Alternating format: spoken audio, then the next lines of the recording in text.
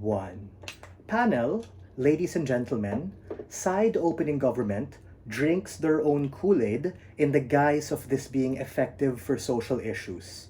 We tell you, this is a load of intellectual masturbation wherein these individuals think that they're doing so much good for themselves, for their fans, and for the community.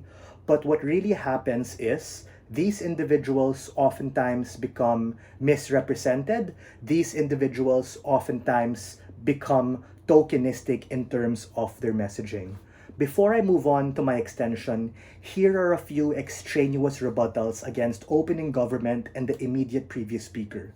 The first is, I believe most people listen to music, whether that be pop or hip hop, because it primarily sounds good. It's catchy, vibes, right? People don't really listen to this because they want to learn about social issues and all that progressive bullshit we have in debate land. That can happen as an aftermath or a secondary priority. But if you really want to be known, to be able to have a base, you need to first have good music. If you really want to be able to forward all of the social agenda that really charge you as an individual, read the news, join a minority group, donate to social issues at the point in which you already have the economic mobility and capacity to be able to do that. I don't think that these artists should be burdened by changing the world and forwarding all of these conscious agenda at a point in which they're just starting out. That is not to say these things are not important, they are just less important as opposed to you starving, you going bankrupt, you not having a career. Secondly, they talked about how, oh, fans are invested in you, it's so important.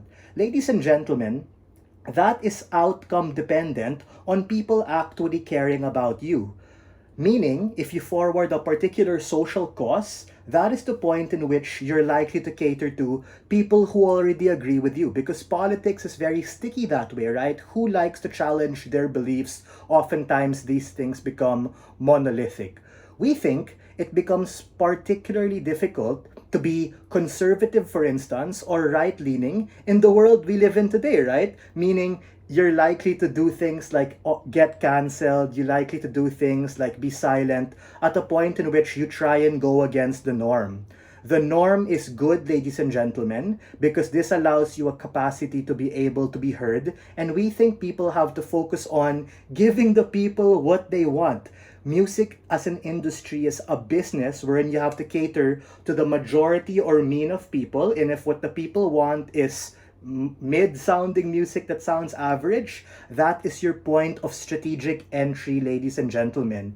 Make good music first, because the point in which you try to load it with all of this agenda is the point in which music is more likely to be shitty. We think that you are less likely to be signed by a record label because in status quo, a lot of these labels don't want to be associated with the politics that you yourself are getting into because it's bad for business, right? Why would they want to skew their market if they can cater the whole market in general?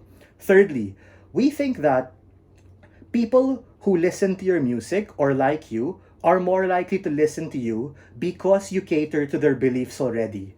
The harm here is that you are likely to become an echo chamber, ladies and gentlemen, and there is less likelihood for discourse because of the confirmation bias, right? If I am a liberal, I am more likely to listen to music with liberal ideologies that make me feel good, as opposed to being offended and shot upon for my particular beliefs.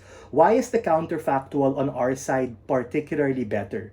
It is better because the point in which you're able to cater to a wider audience by giving them shit they actually want to listen to is the point in which you can actually spread these messages later on at a point in which you're actually successful. We take the higher burden of saying that you need to be economically enfranchised first before you want to forward your ideologies. OG, go ahead.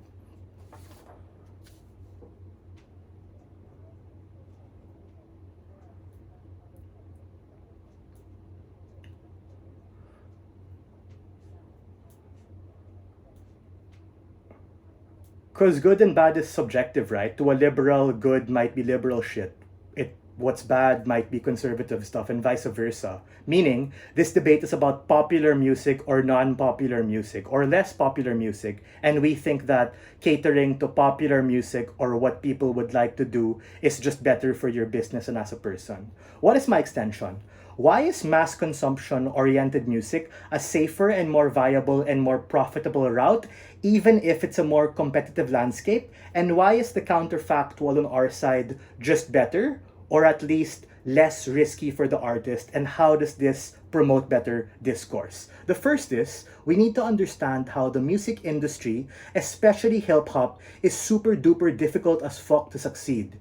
We need to realize that in status quo, a survivorship bias exists, meaning all the examples on the info slide, whether conscious music is Kendrick Lamar or J. Cole, or mass consumption music like Drake or Future, they're the outliers and not the rule. This is an actor motion. You are a young aspiring artist. You aren't successful yet. You don't have a legacy to stand on. You need to play it safer. Secondly, if you succeed first, that is the point in which you have better alternatives to be able to forward your beliefs because, as OG said, you're so charged and angry by it. There are three things you can do, including but not limited to: A, having successful interviews to share your ideas at a point in which you actually become popular and you get picked up by media. B, being invited to give talks and keynote speeches and shit as a key opinion leader or someone popular at a point in which these record labels sign you and you become successful. C, making money, ladies and gentlemen, and actually giving to these charities as a direct cause to promote that social good. Thirdly, we think that that's exactly where Jaron's extension and impact comes in, wherein he tells you you are more likely to be accused at the start of things like lip service. Even if you are successful, ladies and gentlemen, what is more likely to happen is that people are likely to misconstrue these ideologies and think you're being disingenuous, right? Which is exactly why right now we have a lot of split between Kendrick and Drake for their particular ideas. And lastly, ladies and gentlemen, is that these social issues ultimately become more tokenistic at best, even if you actually have representation. And we think that if you want to promote better music, but most importantly, give this artist a chance to actually succeed, then you have to do it the safer and more mainstream route, as opposed to taking an outcome dependent one on their side, wherein you have to succeed from the start. And for all of these reasons, we are very proud to oppose.